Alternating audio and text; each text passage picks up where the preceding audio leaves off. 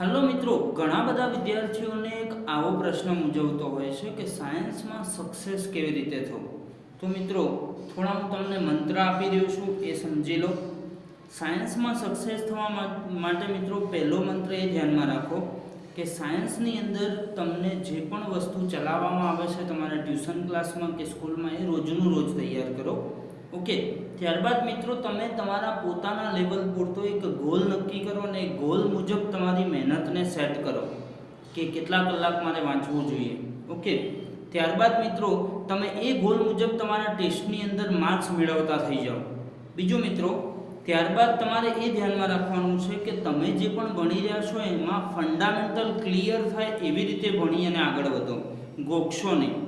અને છેલ્લો મંત્ર મિત્રો એ ધ્યાનમાં રાખો કે તમે સતત MCQની અંદર રચ્યા પચ્યા રહો કે જેથી સાયન્સમાં તમે ઓટોમેટિક સક્સેસ થશો.